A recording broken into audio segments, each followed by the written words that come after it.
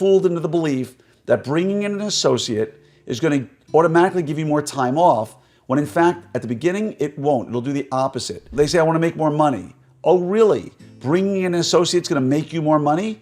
Really? You're going to pay somebody, let's call it minimum $300,000 a year to be in your practice, which means at a 50% overhead, they need to make you an additional $600,000 a year to break even. So where is this production coming from? There's a reason why the statistics used to be 80% of associateships do not work out. Because the associate has to be the right kind of person who's going to come in and actually grow your practice. Hello there, Orthopreneurs, and welcome to another episode of your 5-Minute Friday. Now, in the last 5-Minute Friday, I spoke about why starting a satellite practice generally is one of the biggest mistakes you're going to make. You're taking your resources and you're splitting them, you're moving them into other locations, when in fact, the overwhelming majority of orthodontists have not maximized their original practice, and if they just do that, they'll see there's no need for them to have a satellite. Now, some people feel the need to have multiple practices, and again, if they're willing to take on the risk that comes with it and the limited return that happens in most cases, then go for it. But there's another mistake people make, and I hear it all the time. I get lots of text messages from you, DMs, where people say, hey, Glenn, I'm bringing in an associate, and I blah, blah, blah. And I go, why are you bringing in an associate? Because I want to work less days. And I literally will laugh out loud at that one. You want to bring in an associate so you can work less days, and you think that's what's going to happen. Bringing in an associate the right way is going to take so much more of your time than the current situation you're in for at least the first year or two, minimum. Will you be able to have coverage on your practice when you're gone? Yes, but you already have coverage on your practice with your team. Don't be fooled into the belief that bringing in an associate is going to automatically give you more time off, when in fact, at the beginning, it won't. It'll do the opposite. And that you don't already have it covered by your team if you run your practice successfully. Number two, they say, I want to make more money. Oh, really? Bringing in an associate is going to make you more money? Really? You're going to pay somebody, let's call it minimum $300,000 a year to be in your practice, which means at a 50% overhead, they need to make you an additional $600,000 a year to break even. So where is this production coming from? You're just going to bring them in and it's going to grow? There's a reason why the statistics used to be, I don't know what they are now, that 80% of associateships do not work out. Because the associate has to be the right kind of person who's going to come in and actually grow your practice. And I will tell you from experience, having watched people and spoken to lots of our peers, it is extremely rare where an associate comes into your practice and actually grows it. With all the resources you can, let's assume you're good actors. You're giving them every tool, every dollar, everything they need to grow your practice, every introduction. It's very rare to find any associate who's going to take your $2.4 million practice and turn it into a $3 million practice in year one or year two. And that's why most associateships don't work out. Also, you took your practice that's being run the way you want to run it, and now you got a voice in there that might have an effect on how you're going to run your practice. Number three, they're going to want to be a partner, most of them, at some point in your life. So you'd better be ready to give up half of your practice.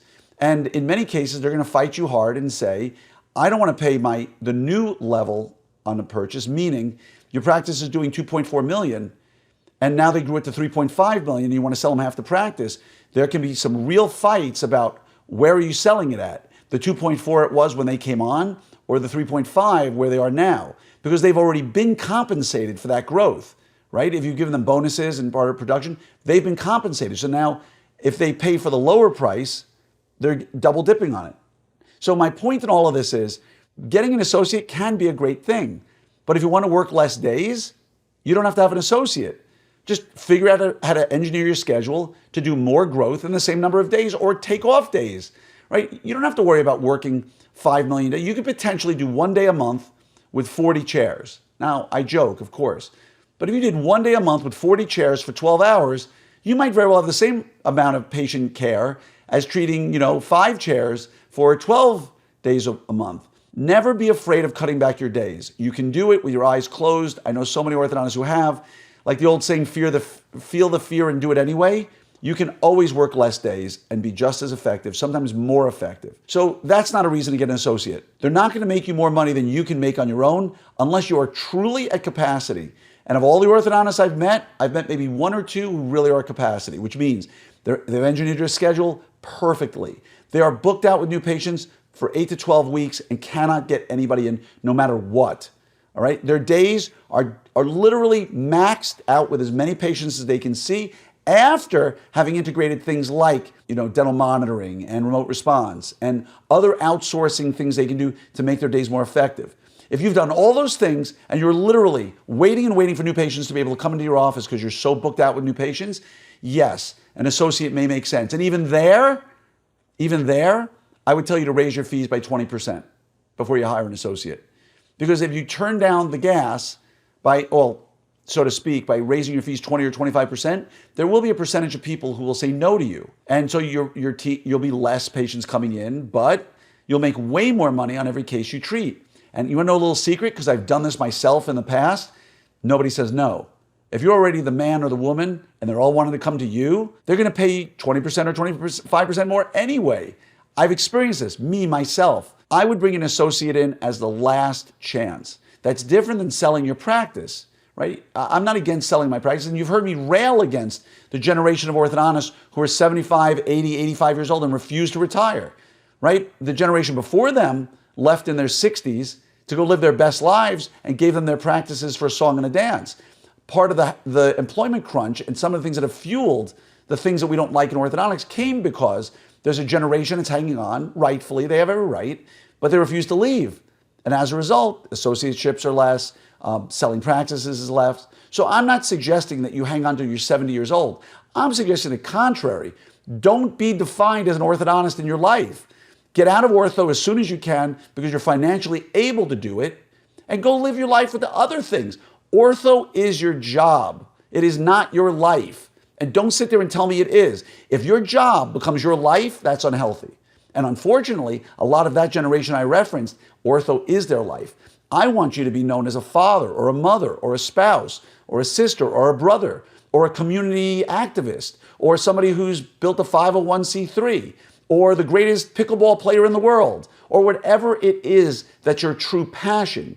But again, that's another 5-Minute Friday for another time, talking about what you want to be in life. This one is about the fact, do not bring an associate into your practice unless you absolutely, categorically have no other choice. And between this podcast and the last 5-Minute Friday I did last Friday, satellites and associates often, mostly, usually don't turn into what people expect it to be.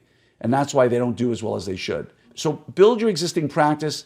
The one you've got, kill it. Make it as big as you can and make it as efficient as you can. And you will have a lower stress, happier life. Speaking of which, I hope to see you at Summit 2025 at Vegas, because the tracks we have developed are speaking this language right here. How to use technology to become way more efficient and save you money and lower your stress. How to build your $5 million practice. How to have your 40% overhead practice. These are things you want, so why are you not signed up? Sign up now before the price goes up. Go to opsummit2025.com. I promise you, this will be the best educational meeting and social meeting you've ever been to in your life, and that's a guarantee.